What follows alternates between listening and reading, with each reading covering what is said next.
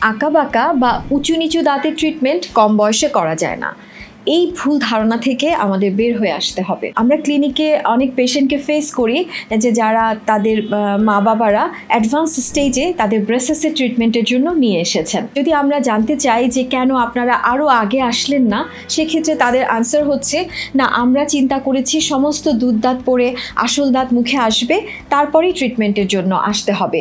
দুধ দাঁত মুখে থাকা অবস্থায় কোনোভাবেই ব্রেসেসের ট্রিটমেন্ট করা যায় না বা আঁকাবাঁকা দাঁতের ট্রিটমেন্ট করা যায় না। অবশ্যই এই ধারণাটা একদমই ভুল। আমরা যদি আর্লি স্টেজে ট্রিটমেন্ট করি তাহলে কিন্তু আমরা অনেক ধরনের কমপ্লেক্সিটি অ্যাভয়েড করতে পারি, এটা আমাদের বুঝতে হবে। অনেকের দেখা যায় চোয়াল অনেক বেশি সামনে চলে আসছে, অনেকের চোয়াল অনেক বেশি পেছনে চলে যাচ্ছে, বা উপরের চোয়াল অনেক বেশি সামনে চলে আসছে, যেটাকে আমরা বলে থাকি অ্যাগ্রেসিভ জ গ্রোথ। এই অ্যাগ্রেসিভ জ গ্রোথটাকে আমরা কিন্তু আর্লি স্টেজে প্রিভেন্ট করতে পারি। বিভিন্ন ধরনের ট্রিটমেন্টের মাধ্যমে আমরা কিন্তু জ গ্রোথটাকে প্রপার ওয়েতে গাইড করতে পারি, যেটা আপনি যদি অ্যাডভান্স স্টেজে আসেন তাহলে ট্রিটমেন্টটা অনেক বেশি কমপ্লেক্স হয়ে যায়। কারো কারো ক্ষেত্রে সার্জারিও প্রয়োজন হতে পারে।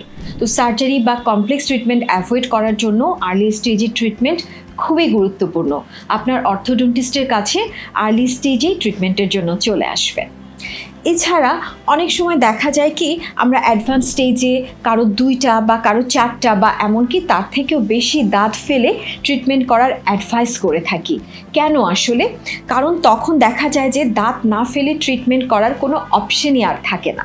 কিন্তু এই ট্রিটমেন্টটাই যদি আপনারা আর্লি স্টেজে নেন তাহলে অনেক ক্ষেত্রেই দাঁত ফেলার কোনো প্রয়োজনীয়তাই থাকে না। তাহলে আমরা যদি অ্যাডভান্স স্টেজে কোনো কমপ্লেক্সিটি না চাই, বাচ্চার ট্রিটমেন্টটাকে স্মুথ করতে চাই, তাহলে অবশ্যই আর্লি স্টেজে ট্রিটমেন্ট খুবই গুরুত্বপূর্ণ।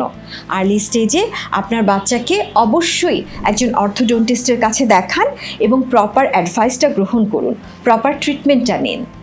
We believe excellence in every smile.